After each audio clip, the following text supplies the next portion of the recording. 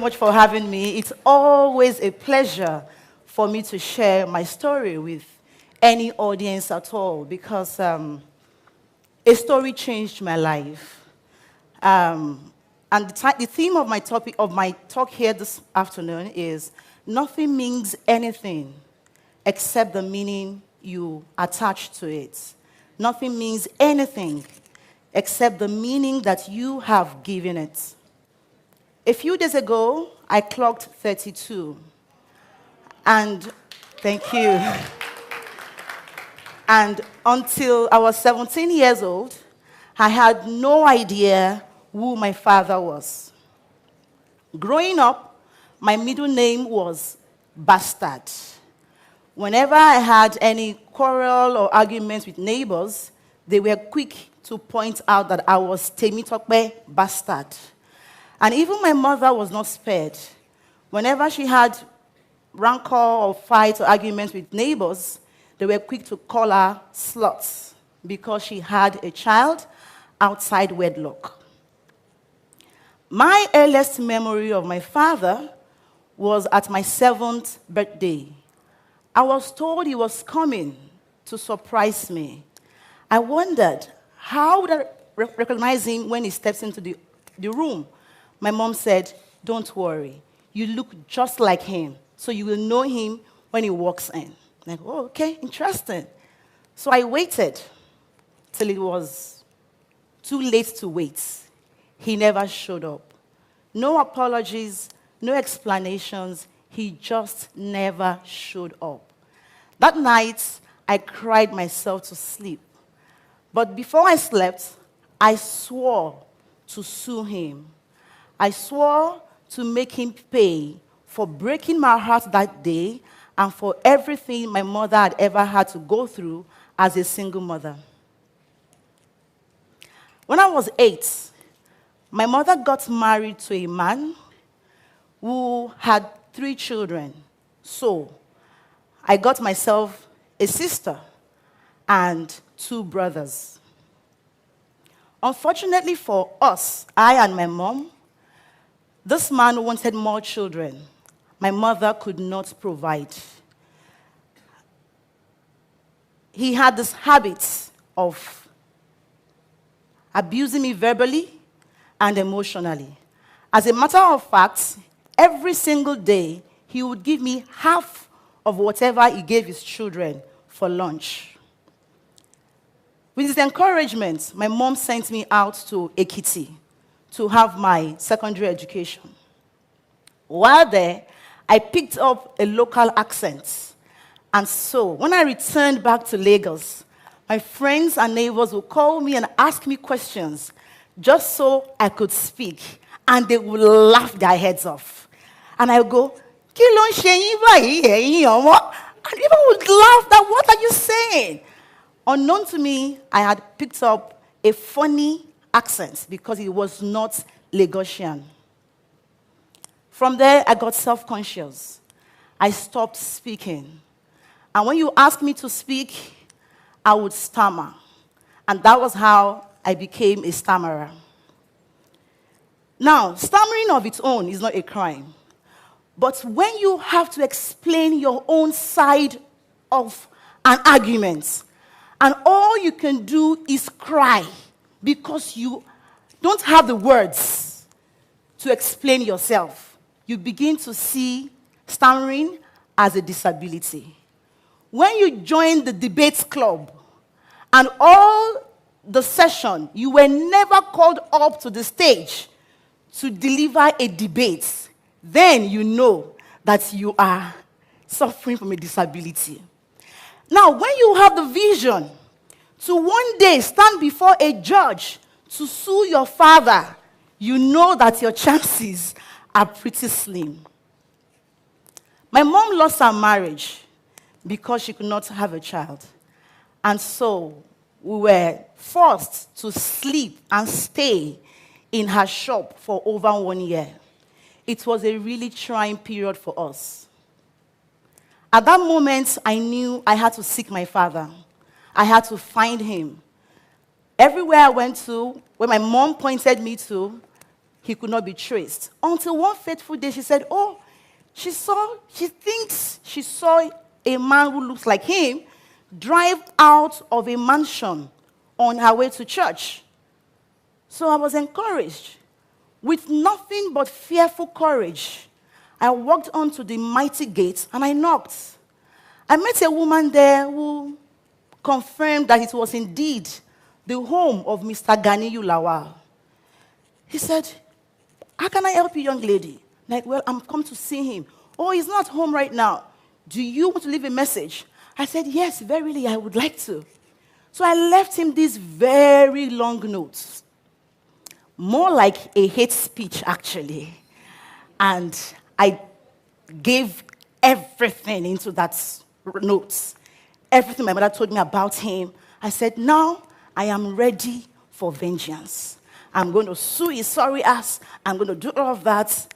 And I left the notes. The woman asked me to come back the following day, a Sunday morning, and I would see him. The following day, I was at his house. And upon seeing me, the woman began to shout. Obviously, she had read my note, hate speech. And she went, who are you? Who is your mother? There is no room for you in this house. We don't have any room for bastards. Go to where you're coming from. My father was there. He was shaking. He was all fidgety. And he went to his room, came back with his complimentary card, and said, take, please. He was shaking. Take, and see me tomorrow in my office. I was not even offered a seat in my own father's house. The first time I would be seeing him. The following day, I was at his office. And then he gave me his own side of the story. Apparently, he loved my mother, wanted to marry her as his Nigerian wife, because he had a wife in the UK. So, it was agreed that she should conceive to show her fertility before they make it official. Unfortunately for him and for my mom, his wife caught a whiff of his intentions and then threatened hell. You can't be married to me legally and marry any other wife. And I would not allow you to enter into the UK if you ever do that. Because, hey, she was the legal wife. So according to him, he lost his balls and asked my mom to please abort her pregnancy. The awesome woman you see in front of you today. She said no. She was a grown woman, 27 years old, but there is no way she would ever abort that pregnancy. So she chose. At a time when single motherhood was not sexy, she chose to be a single mother. She raised me all by herself, secondary, university, and my father did not at any point show up. Well, back to his office. He was sorry. He promised he would change. Okay then. But I was not convinced. I was still on my mission to sue him. After I finished my secondary school, I couldn't get admission into the university, to study law at the university. So I went for English instead. So while my mates finished English, I went on to still reapply to study law. In between, I lost my mother.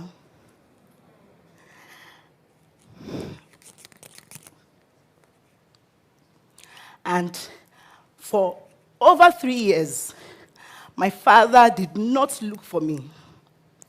This was me, a single child with no relatives.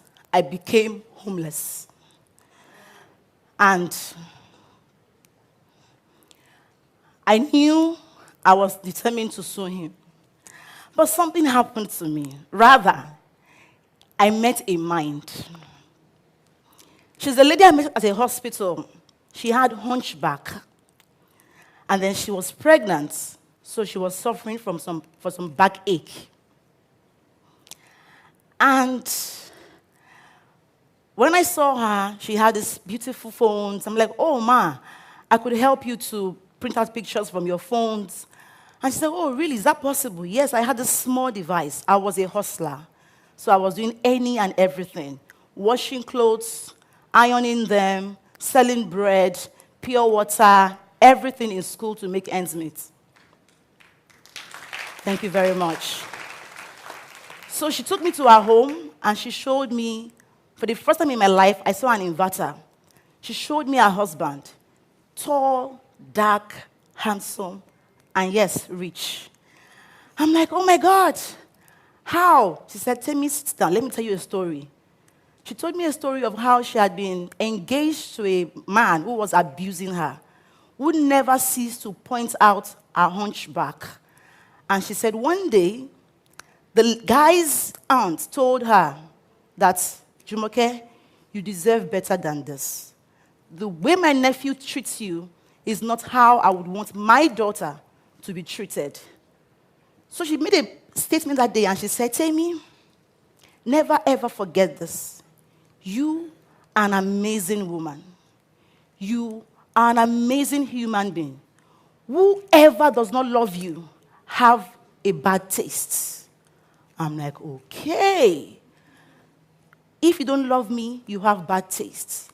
And that was how it sank into my head. I'm not defined by the labels. My father's rejection of me doesn't make me who I am. Who I am is deeper. It's beyond my gender, beyond my name, beyond my tribe, beyond anything. Who I am is deep within me, and I know that I am a transformer.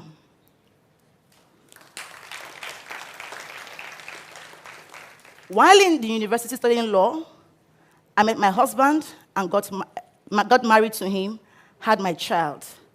And then somehow, while I was in law school, I stumbled on a business. And within 3 weeks, I made the fastest million in my life. I was a millionaire. And so I discovered myself. Though I love to teach, I love to speak, I love to train. I was born to do this, even though I was still a stammerer. And so I told myself, my father has become too small a reason for me to study law. He had become too unimportant for me to dedicate any more time of my life to want to pursue a course after wasting 6 years of my life just so I could sue him. I found peace. I found forgiveness. And more importantly, I became super grateful for him. So I thought to myself, I am not who I am today in spite of him. Nope. I am who I am today because of him. Every single thing he did to me, every single thing I had to go through led me here today. So I'm grateful for him, and so I placed him on a salary. It's been over 2 years now. I take care of him and pay him a monthly allowance.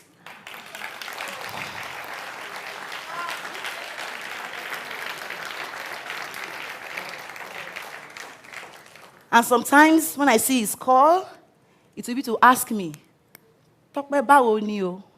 Kini yen mi o ti ri o? Meaning, how are you, Tokpe? I've not seen that thing. Oh. That's the alerts. And I'm like, oh, the nerve. The girl you never took care of. But hey, no venom, no hate. I come from a place of gratitude. A place where I know that he was a significant player to the woman I am today. So like I said earlier on, I stumbled on a business I could do right from my mobile phone, and I became a millionaire. And so I said, you know what? This particular gospel, I have to preach it to the world. People ask me, why housewives? And I say, oh my God, you need to understand the label and the conditioning that happens when they call you a housewife. When you think housewife, you think, okay, a woman with scattered head, a woman with a spoon on one hand, broom on the other, with a child crying at the background. She's everywhere. She has to call her husband for diaper, has to call her husband for this. I'm like, no. If you are a woman, so far you can have access to the internet, you can make money online. You don't have to leave the comfort of your home to make money. And that was how I began the movement, the Millionaire Housewives. And I said, not only for housewives, anybody who has a passion in their heart, any savvy and passionate person who believes there is more to them than the labels, who believes that their lives can be more meaningful than where they've been, who says, you know what, I will not allow my background to put my back to the ground. These are the people I believe I've been called to. Because I used to wear a label, but not anymore. And I say, you know what? You can choose to redefine yourself. You can choose to reinvent yourself. A Chinese proverb says, he who blames others has a long way to go. He who blames himself is halfway there. He who blames no one has arrived. So I say, you know what? Thank you very much. Let's stop the blames. We have all been through one thing or the other.